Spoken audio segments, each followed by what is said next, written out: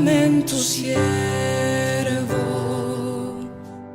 Ven, renueva cada pensamiento. Ven, perdona mis errores. Ven y sana mis dolores. Ven, quita mis temores para que en libertad te adore. Señor, transfórmame, es mi deseo.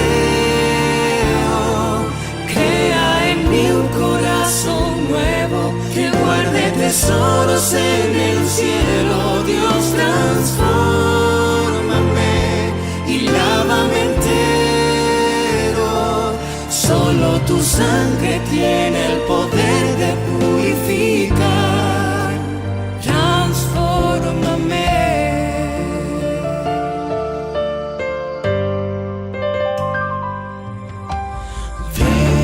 Señor, y llévame a tu encuentro. Ven, sé fuego y nube en el desierto. Ven, cambia mi historia. Ven y dame la victoria. Ven, yo quiero ver tu gloria y que se grabe en mi memoria. Señor, transfórmame, es mi deseo. Crea en mí un corazón nuevo que guarde tesoros en el cielo. Dios, transfórmame y lávame entero. Solo tu sangre tiene el poder de purificar.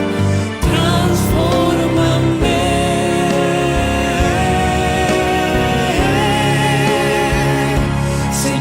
Transfórmame, es mi deseo. Crea en mí un corazón nuevo que guarde tesoros en el cielo. Dios, transfórmame y lávame entero. Solo tu sangre tiene el poder de purificar. Transfórmame.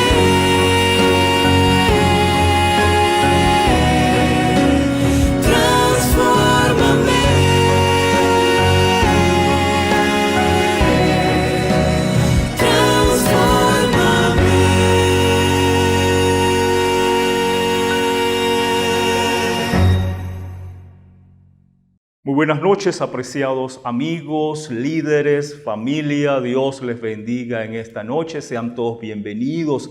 Continuamos con nuestro programa, con nuestro Congreso de Cristología.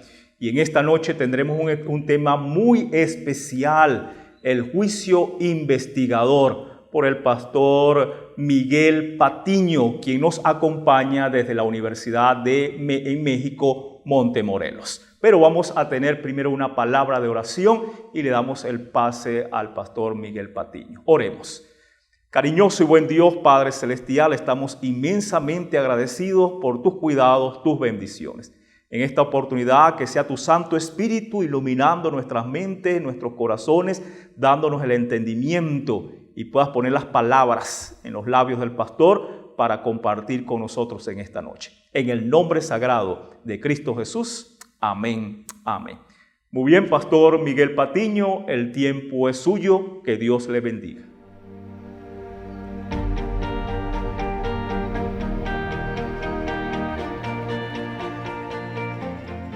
Apreciados, un gusto poder estar en contacto con ustedes en esta ocasión a través de este medio.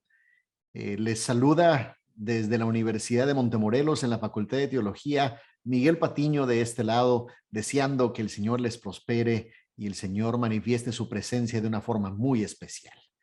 En esta ocasión se me ha pedido comparta un tema relacionado con el juicio investigador y los aspectos cristológicos y soteriológicos relacionados con este tema tan distintivo del adventismo.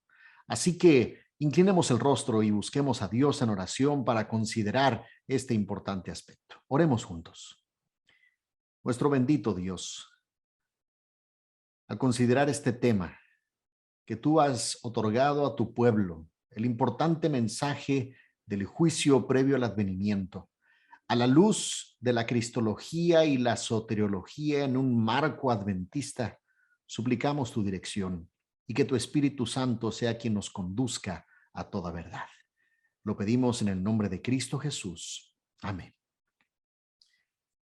Permítame compartir pantalla a continuación. Habremos, pues, de considerar este tema titulado Juicio investigador, aspectos cristológicos y soteriológicos.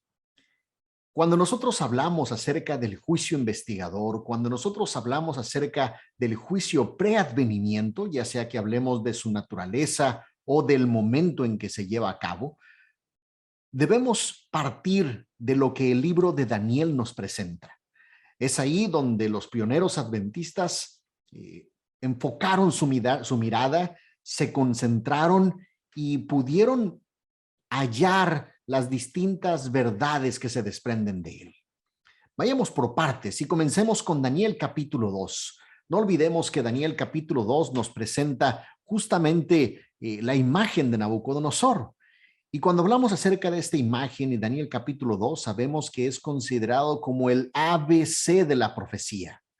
Así que si nosotros vemos los distintos metales de la imagen que viera Nabucodonosor en aquel sueño, podemos ver la cabeza de oro, los brazos de plata, el vientre de bronce, seguido de las piernas de hierro y finalmente los pies de hierro y barro cocido.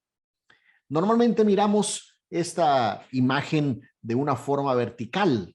Para los fines de nuestro estudio, hagamos una división de tipo horizontal para poder ubicar estos reinos de perspectiva lineal o de una línea temporal que nos permita contemplarlos uno tras el otro.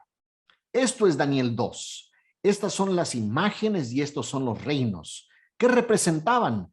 Bueno, vale la pena considerar también cómo aparece la roca que destruye al final y hace que todo esto se pulverice, y conocemos que la roca es nada más y nada menos que la venida de Cristo Jesús. ¿Qué representaba la cabeza? Tenemos el reino de Babilonia, seguido posteriormente del reino de los medos y los persas.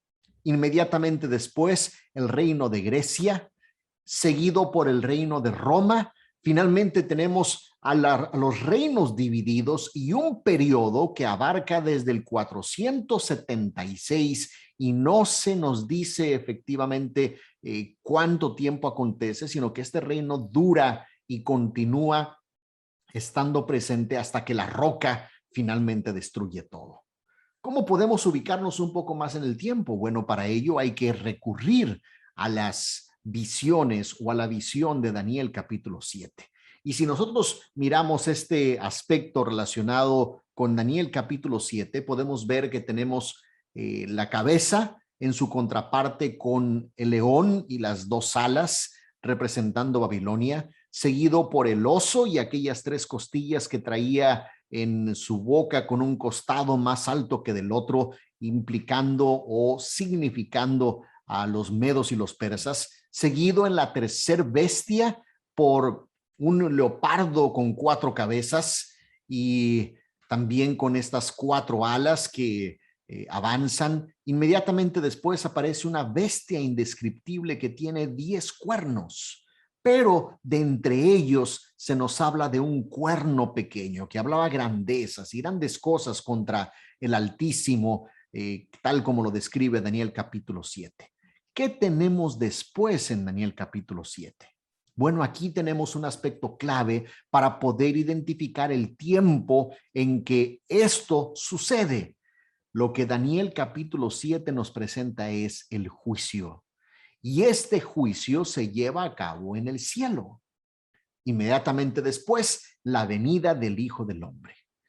Bueno, estos aspectos nos permiten ubicarnos en el tiempo, pues sabemos que el juicio tiene lugar después del 476 y antes de la segunda venida. Este juicio lo que produce como resultado es la destrucción del cuerno pequeño y otra serie de elementos que se llegan a dar. Por lo tanto, el juicio no es algo que se da inmediatamente después del 476, sino que sucede previo a la venida de Cristo. ¿Y por qué es importante ubicar esto aquí? Bueno, es importante ubicarlo porque normalmente las denominaciones cristianas ubican el juicio a la par o junto con la venida de Cristo, junto con la segunda venida. Y Daniel capítulo 7 más bien lo que hace es colocar el juicio antes de la segunda venida. ¿Cómo es que esto se describe? Bueno, si nosotros nos concentramos justamente ahí en el juicio, y el propósito del estudio en esta ocasión tiene que ver justamente con enfocarnos en lo que el juicio describe, será importante que vayamos a nuestras Biblias en Daniel capítulo 7 y veamos la descripción que se hace en los versículos 9 en adelante. Permíteme poner en pantalla el primero de estos versículos. Daniel capítulo 7, versículo 9 señala: estaba mirando hasta que fueron puestos unos tronos y se sentó un anciano de días. Su vestidura era blanca como la nieve y el cabello de su cabeza era como la lana limpia. Su trono era como llama de fuego y sus ruedas fuego ardiente. Agrega el versículo 10. Un río de fuego procedía y salía delante de él, es decir, del anciano de días y del trono. Miles de millones le servían y millones de millones estaban de pie delante de él. El tribunal se sentó y los libros fueron abiertos. Quiero que tomes en consideración cómo en primer lugar aparecen los miles y millones de millones que están de pie ante el trono y ante el anciano de días, y cuando se siente el tribunal, entonces los libros se abren. Esta es una escena muy importante porque nos presentan libros, nos presentan tronos y nos presentan una serie de elementos que se dan en el contexto de las bestias de las que veníamos hablando y que sucede antes de la venida de Cristo. Este proceso histórico que se describe en Daniel capítulo 7 nos lleva después al versículo 13 a considerar lo siguiente, y esto nos conecta con los aspectos cristológicos y soteriológicos. Consideremos el versículo 13. Miraba yo en la visión de la noche, dice Daniel, y he aquí que con las nubes del cielo venía uno como un hijo de hombre, que vino hasta el anciano de días y le hicieron acercarse delante de él. Observa cómo aparece este hijo de hombre que viene y se presenta hasta el anciano de días. No es el mismo que está sentado en el trono, sino uno distinto. Y entonces dice, y a este le fue dado el dominio, la gloria y el reino para que todos los pueblos, naciones y lenguas le sirvieran. Su dominio es dominio eterno que nunca pasará y su reino, uno que no será destruido. Nosotros sabemos por el Nuevo Testamento que este hijo de hombre que es presentado aquí ante el trono del Padre es nada más y nada menos que Cristo Jesús. Por lo tanto, nos presenta el libro de Daniel ya desde tiempo antes de la venida de Cristo, de la encarnación de Cristo en el siglo I, nos presenta que el Hijo tiene una parte importante a desarrollar en el juicio preadvenimiento. ¿Quiénes son entonces los participantes del juicio de acuerdo a lo que hemos nosotros leído recién? Permíteme describir al menos tres importantes grupos participantes o partes que se encuentran en ello. En primer lugar, tenemos nosotros que se nos habla del anciano de días, el que está sentado en el trono. Se nos habla también acerca del tribunal. Estos que estaban miles de millares y millones de millones puestos en pie y se sentaron cuando los libros se abren. Y número 3, uno como hijo de hombre al que hacen acercarse ante el anciano de días. ¿Cuál es el propósito de este juicio?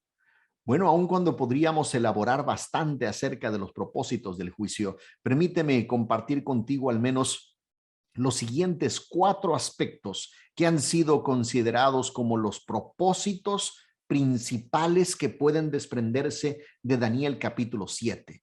La serie de Daniel y Apocalipsis, lo conocido como el DARCOM de la Conferencia General y del Instituto Bíblico de la Conferencia General, justamente nos comparte William Shea estos 4 aspectos que aparecen.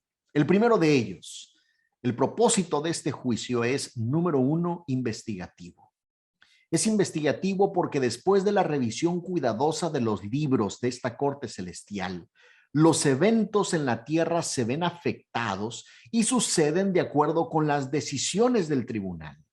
Por lo tanto, Shea afirma, esta convocatoria celestial debe ser entendida como algo que abarca un proceso que alcanza decisiones y que posteriormente se ejecutan.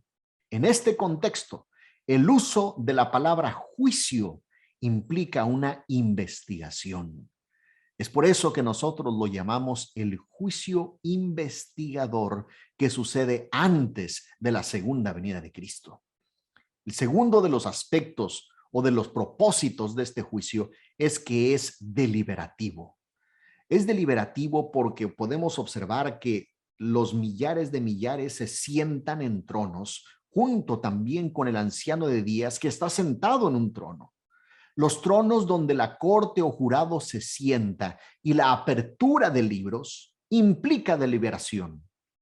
Esta investigación que hablamos en primer lugar y esta deliberación conlleva por consiguiente la evaluación de la evidencia presentada. Estos aspectos, este servidor los detalla en una forma más amplia en el libro El papel de los ángeles en el juicio final. Y ahí tú podrás buscar y analizar con más detalle la evidencia bíblica y teológica para cada uno de los aspectos que aparece en el capítulo 7. Permíteme, para los fines del propósito de este estudio, vayamos al tercer propósito, que es el decisivo. Es decisivo porque en este juicio se deciden las acciones que se llevarán a cabo respecto al cuerno pequeño, dice el versículo 26. En el 27 también se decide la vindicación de los santos. En el capítulo 12 de Daniel, versículos 1 y 2, se decide la provisión de las recompensas a aquellos que son salvos. Y número 4, se determina si mediante Cristo los justos son dignos de entrar al reino de los cielos. Y hay un cuarto aspecto, un cuarto propósito del juicio, y es que el juicio es diferenciador. Es diferenciador porque diferencia y afirma quiénes son los que pertenecen a Dios. El conflicto de los siglos, en la página 474, se describe de esta manera. Cada nombre es mencionado. Cada caso es cuidadosamente investigado. Habrá nombres, dice Elena White, que serán aceptados y otros rechazados. Giri Moscala, director del Seminario Teológico de la Universidad de Andrews, señala que se hace una clara distinción entre aquellos que dicen tener fidelidad hacia Dios, es decir, los que no son, pero según ellos dicen ser los injustos, y los justos. Además, él agrega que es afirmativo en el sentido de que Dios afirma o confirma aquellas relaciones establecidas entre él y los creyentes a lo largo de sus vidas. Podemos pues entonces sintetizar que el juicio tiene 4 propósitos. Es investigativo, deliberativo, decisivo y diferenciador. ¿Cuál es el resultado de este juicio? Bien, este juicio tiene algunos resultados que quiero enlistar a continuación. En primer lugar, se destruye el cuerno pequeño. Y cuando el cuerno pequeño es destruido, por implicación también son destruidos aquellos que siguen al cuerno pequeño. No es el propósito en esta ocasión analizar todos los detalles acerca del cuerno pequeño y su identidad, pero es este sistema que continúa vigente hasta cuando Cristo viene. Un sistema engañoso que ataca la ley, que ataca y pisotea las enseñanzas divinas y que incluso ataca y pisotea el santuario celestial. El tribunal se sentará y le quitará su dominio para ser exterminado y ser destruido por completo. Esto lo describe Daniel capítulo 7, versículo 26. Así que, como resultado del juicio, el cuerno pequeño y sus seguidores son destruidos cuando el tribunal se sienta. ¿Qué más sucede? Bueno, otro de los resultados del juicio es la vindicación de los santos. Daniel capítulo 7, versículo 21 dice, y veía yo que este cuerno hacía guerra contra los santos y los vencía. Hasta que, dice el versículo 22, vino el anciano de días e hizo justicia a los santos del Altísimo. Y llegado el tiempo, los santos tomaron posesión del reino. Por lo tanto, apreciado hermano, podemos nosotros observar que los eventos que se dan en el juicio, en el lugar, en la morada de Dios, en el santuario celestial, específicamente en el lugar santísimo, son una serie de decisiones y eventos que tienen efecto vertical, es decir, en una correspondencia, tal como Elías Raciel de Souza, director del Instituto de Investigación Bíblica de la Conferencia General, lo detalla y amplía en su trabajo doctoral, como de una forma vertical las decisiones que se dan en el santuario celestial, allá arriba, afectan y repercuten en los eventos y en la historia que se da aquí sobre la tierra. Por lo tanto, podemos nosotros observar que en el juicio investigador está la acción de Cristo. Hay un aspecto cristológico aquí importante a resaltar. Cuando Cristo aparece en el contexto del juicio, el cuerno pequeño es destruido, los santos son vindicados y reciben el reino.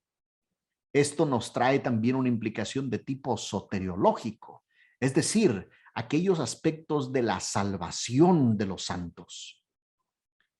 ¿Cómo puedo yo entonces, como un hijo de Dios, estar seguro de que saldré victorioso en el juicio?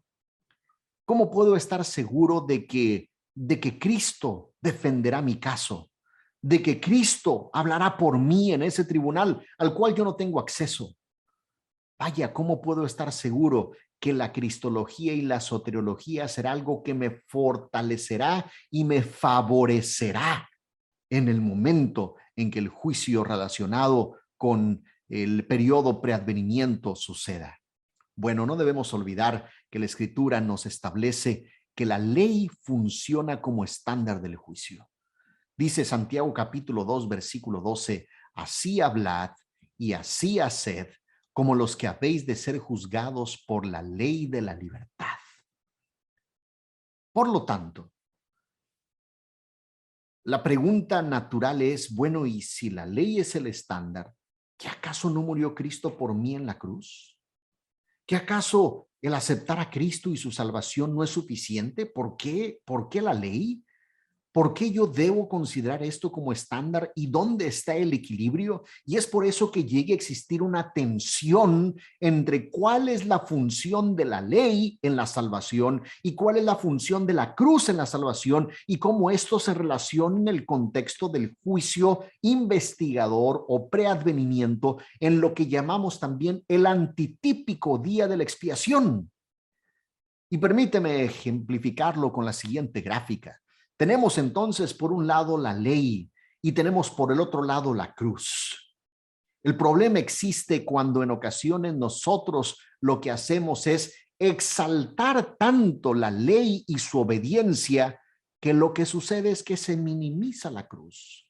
Y entonces caemos en un error de tipo legalista o farisaico, donde ponemos tanto énfasis en aquello que debe ser observado que entonces Cristo, su obra y su sacrificio por nosotros queda prácticamente reducido o disminuido en el proceso. Y hay que tener cuidado, porque esto ataca a la persona de Cristo y esto distorsiona la doctrina de la salvación o la soteriología. Por el otro lado, existe también otro riesgo. El riesgo está en hablar tanto acerca de lo que Cristo hizo por mí, en que Cristo me perdone, en que Cristo me acepta, en que Cristo me recibe tal como soy, que no importa lo que haga, y entonces lo que sucede es que se reduce la ley o prácticamente se desaparece la importancia de aquello que el Señor otorgó. ¿Cómo encontrar el equilibrio? Querido hermano, me parece que más que ningún otro lugar donde nosotros encontramos el equilibrio es justamente a la luz del santuario. El santuario provee el balance entre la ley y la cruz. Como tú sabes, la cruz era aquello prefigurado por el altar del holocausto en el atrio exterior. Y la ley se encuentra en lo más sagrado y solemne al interior del lugar santísimo. No olvidemos que la cruz del Calvario se lleva a cabo en el atrio y así establece la epístola a los Hebreos que en el atrio se lleva a cabo el sacrificio de Cristo y eso sucedió aquí en la tierra y posteriormente Cristo, nuestro sumo sacerdote, entra al santuario y entonces ingresa al interior en 1844 al lugar santísimo para iniciar la obra de revisión en el juicio investigador tomando la ley como estándar. Dice Romanos capítulo 5, versículo 13, donde no hay ley, no se inculpa de pecado. No podemos nosotros reducir lo uno o lo otro. No podemos nosotros decir tampoco que el sacrificio de Cristo es incompleto. No, el sacrificio de Cristo es completo y es total. Y lo que Él realizó en la cruz es el acto más sagrado y lo que ancla nuestra salvación. Pero es en el juicio, en el antitípico día de la expiación, donde se aplican los méritos de la sangre y en donde la ley actúa como estándar de la aplicación de los méritos de Cristo en nuestro favor. Lo que realmente nos llega a suceder es que llegamos nosotros a confundir aquello entonces que es el pecado. El pecado es rechazar a Cristo, el pecado es desobedecer la ley, el pecado es transgredir lo que el Señor mandó, el pecado es rechazar a Cristo. ¿En qué consiste el pecado? Vaya, ¿es el pecado un acto o es un estado? Y cuando nosotros hablamos de cristología y de soteriología, y en especial relacionado con el juicio investigador, es importante que lo veamos a la luz de la manera en que la Escritura nos define aquello que es pecado. El pecado en la Biblia no es una palabra única como lo tenemos en nuestro idioma, donde con pecado podemos decir tantas cosas y lo aplicamos a tantos contextos. A veces decimos a nuestros hijos, cómete toda la comida, si no te la comes es pecado. Y entonces ya le llamamos a eso pecado. Y hay otras cosas también a las que llamamos pecado, sean grandes o pequeños, y le ponemos niveles y todo este tipo de fraseología que le damos a la palabra pecado. Pero vayamos a la Biblia. ¿Qué es lo que la Biblia nos dice que es pecado? En el Antiguo Testamento nosotros vamos a encontrar varias palabras. Permíteme tomar algunas de ellas y poner aquí en pantalla la palabra en su original, su significado y cuántas veces viene e incluso algunas maneras en cómo es utilizada. Por ejemplo, la palabra hebrea jatá significa fallar al blanco o faltar. Tú puedes ver su ejemplo en Jueces capítulo 20, versículo 16. Esta palabra jatá, que es como cuando se toma una flecha y se tira y no se le pegó, aparece al menos 238 veces. ¿Qué significa esto? Si alguien tira con la flecha y no le dio el blanco, se dice, la persona jatá, falló al blanco. Pero esto es justamente lo que sucede con el pecado y a esto se le llama pecado, fallar al blanco, faltar. Hay otra palabra, la palabra awón, que aparece al menos 229 veces y podemos observarlo en Génesis 4:13, en Génesis 15:16 y en muchas instancias más donde la palabra awón se traduce en nuestro idioma como iniquidad. Iniquidad. En el Salmo 51 aparecen estas tres palabras, jatá, awón, y aparece esta otra que es peshá. Peshá, por ejemplo, en el Salmo 51:1 es una palabra que se traduce a nuestro idioma como transgresión, revuelta o rebelión y aparece en el Antiguo Testamento 135 veces. Y permíteme compartir una cuarta palabra en el idioma original de cómo se traduce o cómo se define pecado. Está la palabra rasha. Rasha tiene que ver con desasosiego o inquietud. Aparece 30 veces. Tú puedes encontrar uno de estos pasajes en el libro del profeta Isaías, capítulo 57, versículo 20. Y es esta inquietud que se produce cuando hemos hecho algo equivocado, y a esto se le llama rasha, que es parte de la consecuencia del pecado, que es parte de la naturaleza pecaminosa. Es cuando una persona no tiene esa tranquilidad debido al mal que hay. Así que tiene que ver con fallar al blanco, tiene que ver con iniquidad, tiene que ver con rebelión, tiene que ver con inquietud o desasosiego. Y en el Antiguo Testamento hay otras más, pero estas son las más frecuentes para hablar acerca de pecado. En el Nuevo Testamento, que aparecen las palabras en otro idioma, que es el griego, encontramos algunas palabras similares y otras que agregan algún elemento adicional. Por ejemplo, la palabra griega hamartía, que significa no dar en el blanco. Algo así como jatá en hebreo. Mateo 1:21 es un ejemplo de esto y aparece 175 veces en la Biblia. También tenemos la palabra griega paracoe, que significa literalmente no escuchar. Es una palabra compuesta de para y acúo, no oír o desobediencia. Por lo tanto, desobediencia es un pecado, dice Romanos 5:19. Cuando nosotros no obedecemos aquello que Dios nos pide que obedezcamos, entonces se le llama pecado. También está la palabra parábasis, que es ir a otro lado o pasar más allá. Y aquí te pongo 3 distintas citas que tú puedes consultar si le tomas una captura o le tomas una fotografía a esta diapositiva. Romanos 4:15, Gálatas 3:19, Hebreos 2:2 significa pasar más allá y se encuentra 7 veces en el Nuevo Testamento. Por lo tanto, es como decir, tú vas a llegar hasta este punto, pero cuando se cruza, se va más allá, se comete pecado.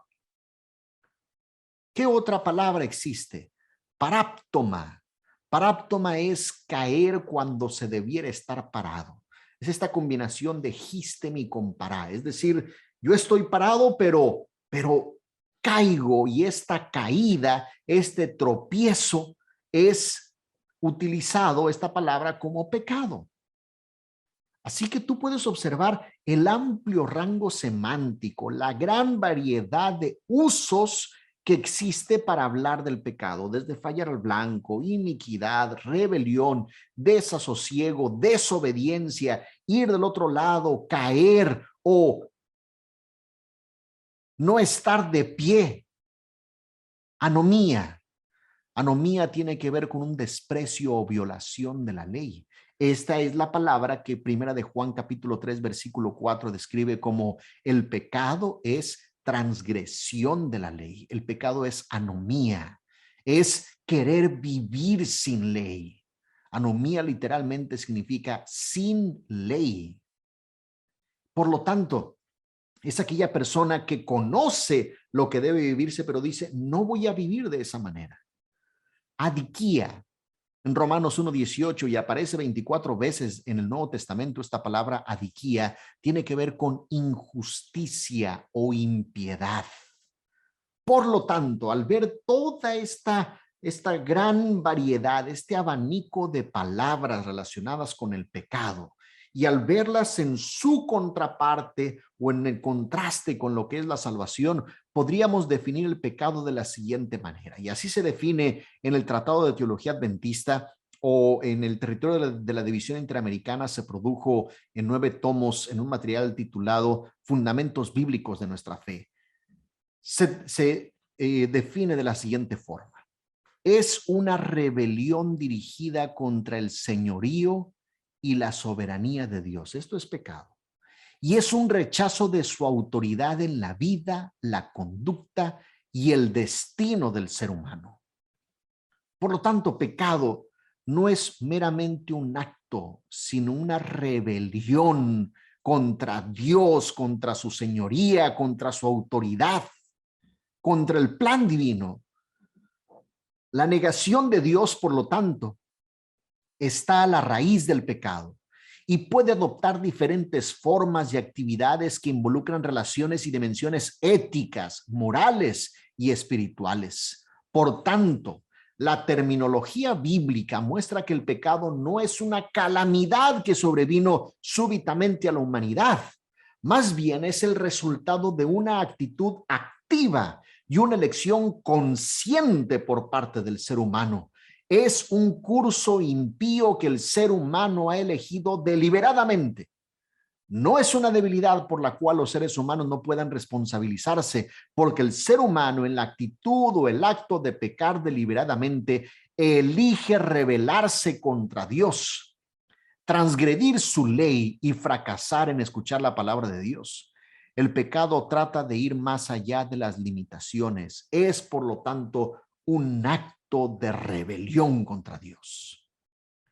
Así que, querido amigo, cuando nosotros estamos hablando acerca del significado de pecado, va más allá de una acción, de un tropiezo, va más allá de una falla. Tiene que ver con una actitud deliberada contra Dios y contra su gobierno. Una rebeldía en vivir lejos de Él y en vivir sin el gobierno de Dios. Y es aquí donde tenemos que tener mucho cuidado. Porque yo puedo decir, bueno, y justificar, cometí este error, Dios me entiende. Mucho cuidado, porque eso se puede convertir en una actitud continua en tu vida y en algo que destruirá tu vida al final, porque llega a ser parte de ti y de esa forma te separas, te independizas de Dios. ¿Cómo es que la Biblia nos presenta en este contexto y cómo podemos tener la seguridad de la salvación en el juicio investigador? La respuesta está en una permanencia en Cristo. Y aquí, al hablar acerca de la permanencia en Cristo, debo hacer una breve explicación acerca de lo que significa permanecer en Cristo. Tú puedes observar cómo aquí se encuentra una preposición en. Hay diferentes. En el original, tú te vas a encontrar, por ejemplo, la palabra griega peri, que significa alrededor, como perímetro, medir alrededor. Está esta otra que es dia, que atraviesa como diámetro también.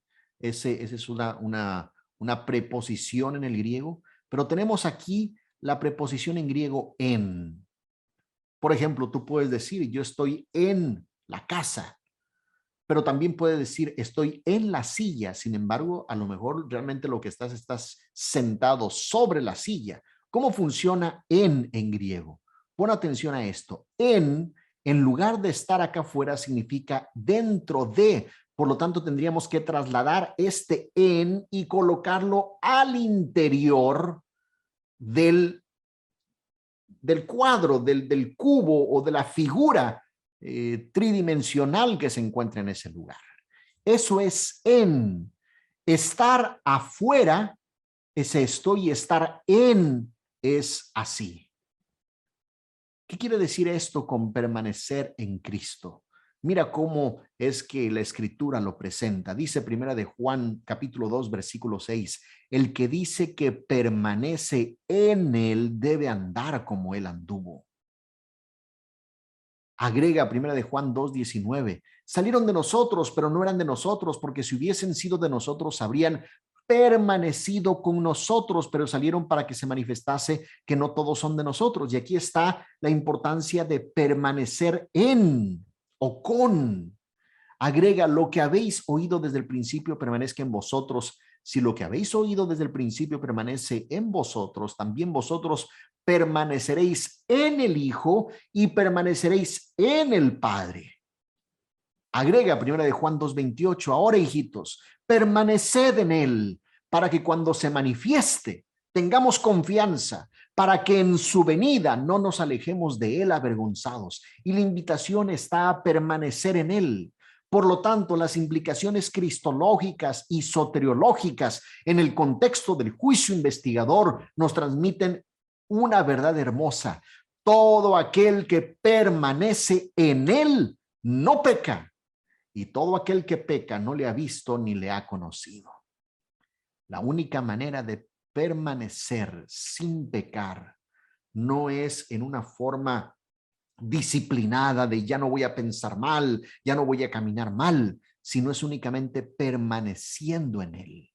Permíteme compartir un par de citas adicionales. Y el que guarda sus mandamientos permanece en Dios y Dios en él. Y en esto sabemos que Él permanece en nosotros por el Espíritu que nos ha dado. Dice 1 Juan 5:12, el que tiene al Hijo tiene la vida, y el que no tiene al Hijo no tiene la vida. Por lo tanto, yo soy la vid, dice el Señor, y vosotros los pámpanos. El que permanece en mí, este lleva mucho fruto, porque separados de mí, nada podéis hacer. Permíteme hacer una explicación, y para ello voy a colocar la siguiente ilustración. Tengo aquí este vaso, y este vaso, imagínate que es, para los fines de la ilustración, imagínate que es la persona de Cristo. Y tengo en este otro lado este conector. Y este es el cristiano. El cristiano aquí puede hacer lo que quiera, puede ir a donde vaya, podemos verlo y decir, bueno, es un cristiano morenito, con dos patitas, y esto es un cristiano. La única forma, dice la Escritura, en que nosotros podemos ser salvos es permaneciendo en Cristo. ¿Qué tendríamos que hacer? Tendríamos que tomar al cristiano y colocarlo dentro de Cristo. Y entonces, cuando Cristo es el que completamente nos cubre, ahora, ¿hacia dónde va el cristiano, querido hermano? El cristiano va hacia donde Cristo se mueve. Y la gente entonces ya no ve al cristiano, por defectuoso que sea. Ya no sabe si es de un color o de otro, ya no sabe cuáles son sus defectos de carácter. Lo único que mira es a Cristo y a su persona. Permanecer en Cristo nos va a permitir observar la ley, porque la ley es el gobierno y el carácter de Dios. Yo soy la vid y vosotros los pámpanos. El que permanece en mí lleva fruto. ¿Por qué? Porque estamos conectados con la vid que es Cristo Jesús. Querido hermano, yo quiero decirte que cuando nosotros podemos contemplar al Señor y permanecer en Él, no solamente llevaremos fruto, no solamente habremos de caminar con Él, sino además, como dice 1 de Juan capítulo 3, versículo 6, no peca porque está escondido en Cristo. Querido hermano, permanecer en Cristo es lo más importante. Permanecer cubierto por su manto de justicia, permanecer escondido ante la presencia de Dios es lo único que nos permitirá caminar seguros en el juicio final. No se trata de tus obras, no se trata de tus habilidades, no se trata de la manera tan perfecta que has logrado vivir. Se trata de estar escondido por completo en las manos y en la vida de Cristo Jesús. El conflicto de los siglos, en la página 476, dice: Jesús no excusa sus pecados, pero muestra su arrepentimiento y su fe. Y reclamando el perdón para ellos, Cristo levanta las manos heridas ante el Padre y los santos ángeles y dice: los conozco por sus nombres, los he grabado en las palmas de mis manos.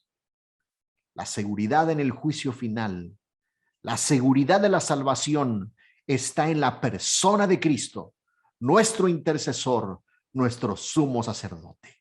Que su manto de justicia te cobije siempre y camines escondido en la presencia del Salvador. Oremos. Nuestro Dios, toma nuestras vidas, cúbrelas por el manto de justicia de Cristo.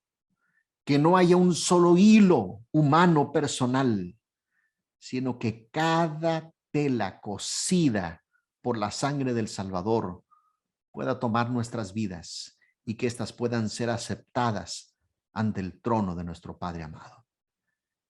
Encomendamos lo que somos. Bendice a mis hermanos aquí presentes y que tu nombre sea glorificado. Lo pedimos en Cristo Jesús. Amén.